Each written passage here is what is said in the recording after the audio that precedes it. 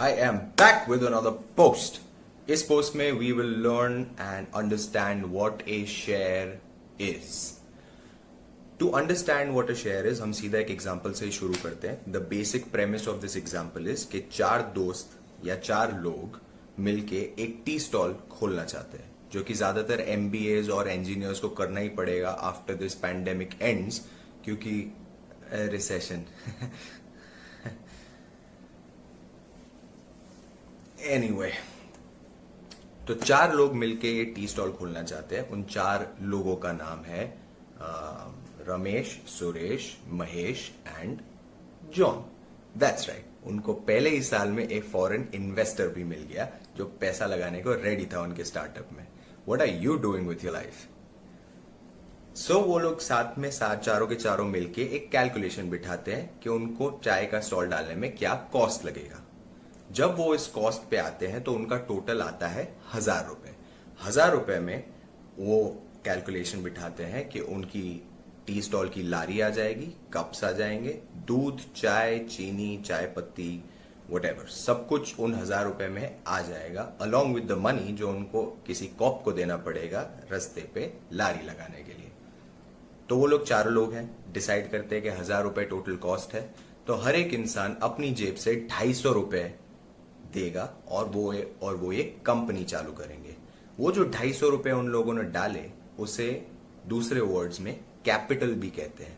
It is also called capital, जो उन लोगों ने अपनी कंपनी में डाला.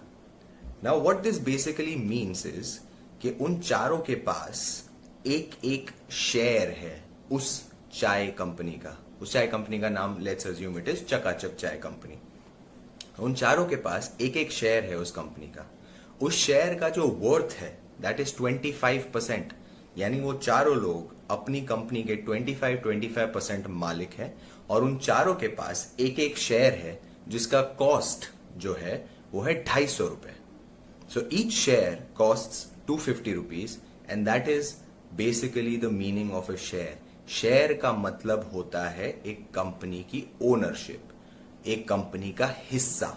तो जब उन लोगों ने 250 रुपए उस कंपनी में डाले और उसके सामने एक शेयर ले लिया तो they became part owners of a company. उनके पास एक शेयर आ गया जिसकी ओनरशिप थी 25% और उस शेयर का उनको जो कॉस्ट पड़ा था वो था 250 रुपीज. अगले पोस्ट में मैं समझाऊंगा कि उन शेयर्स का भाव ऊपर नीचे कैसे जाता है, द बेसिक मैकेनिज्म कि किसी शेयर का भाव ऊपर नीचे क्यों जाता है. Just to repeat, a share का जो हिंदी ट्रांसलेशन होता है यानी कि हिस्सा, that is exactly the meaning of the share. अगर आप एक शेयर खरीदते हो किसी कंपनी का तो आप उस कंपनी का एक हिस्सा खरीद रहे हो, आप उस कंपनी के ओनर बन रहे हो, आप उस कंपनी के मेंबर बन रहे हो.